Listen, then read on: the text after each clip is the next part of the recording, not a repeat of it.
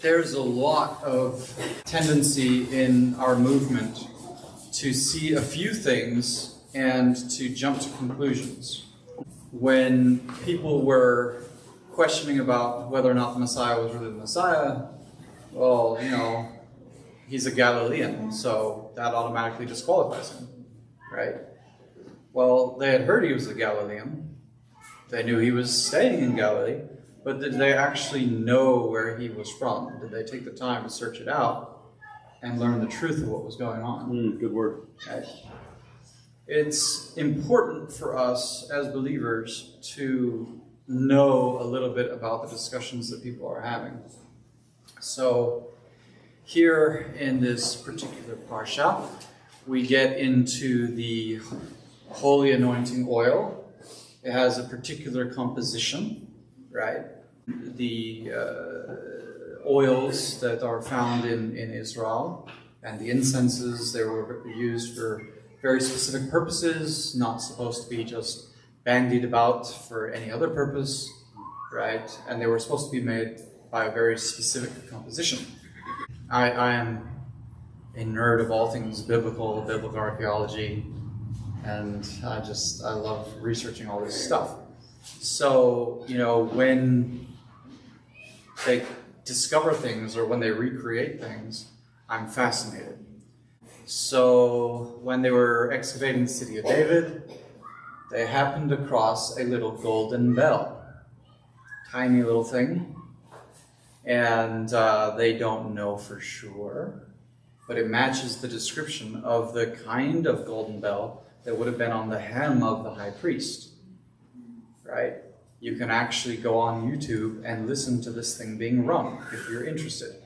This sort of thing fascinates me. If you're ever in Jerusalem and you happen to be there, you can actually get replicas of the things. They're not inexpensive. And I'm not marketing that, I have nothing to do with these people. But, anybody ever been through Melachim u Milchamot, the laws of kings and their wars? A little bit, some of y'all, a little bit. Okay, so you have, according to the tradition, right? And I'm not saying this is so, I'm not saying this is not so. The special holy anointing oil was used for anointing kings in Israel, not just Aaron and his sons, and not just those things, but also the kings, specifically Shaul, right? And then David, right? And the kings of his line.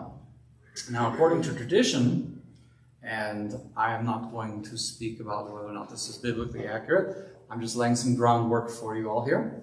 According to tradition, the kings of the house of Israel who are not of the line of David are not anointed with the holy anointing oil, but with, in fact, a farcimen oil or persimmon oil.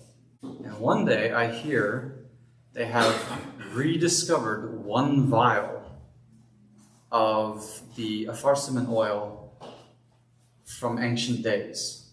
The stuff that was used to anoint the kings of Israel, not the kings of Judah, but the kings of Israel. And then I hear that they've in fact made a new batch of the holy anointing oil, right? For the kings of Judah, for the priestly stuff, all this jazz. And this is where it gets the internet. I'm in this group of chat with these messianics, and somebody posts this article that they've taken oil from Jerusalem to anoint King Charles in the UK. Ooh. And this is proof he's going to proclaim himself King of Jerusalem, and he is the Antichrist, and so on and so forth, and so on and so forth, and lots of, what are we all going to do? Oy vey, everybody, you know, that kind of thing, right? So I get on the chat and I say, well, yeah, they took olive oil from there, but they compounded it according to a different recipe, because the composition of coronation oil for the kings of the UK is entirely different. And in fact, they actually contain unclean ingredients. Does anybody know anything about the coronation oil for the kings of the UK and the queens? Among other things, there's like citrus and some other nice spices, which honestly sounds like it would smell quite nice. They also use something that comes from Wales. Anybody know what that might be? Ambergris. So ambergris is a fabulous substance that develops in the intestinal tract of whales. Maybe it's to encapsulate irritants, you know, if they eat a squid or what have you, and they get a beak stuck in the stomach and they're like, oh, this is not good. Maybe it wraps around that to kind of soften it as it passes through and out the other end, right? When it's fresh, it smells exactly like the rest of the stuff that comes out of that other end. But over time, it ends up getting more of a sweet kind of a smell to it, and they've been using it in perfumes and colognes as a scent fixative for a very long time. Interesting. Another ingredient, if I recall correctly, is civet oil. Nothing like the composition that we read about in the Torah. Right? So we have a bunch of people that are off down a rabbit trail about something that, and honestly, who knows, maybe they will try that. I'm not saying they won't. But if there are people being like, well, he was anointed with the oil that is in the Bible. No, he wasn't. So if anybody tries to come along with that argument and confuse the matter, like, what do we do with this? Or how do we approach this? Or should we all panic and run for the hills, you know, canned goods and shotgun style? I'm going to suggest you might want to do a little more research before you jump on that particular bandwagon. Amen. Or any of the kind of freak out bandwagons that happen to be all over the internet. As it happens, the conversation did progress in an interesting way. And apparently, Charles doesn't want to kill the whales anymore, so he's decided to modify the composition to be vegan. Yay!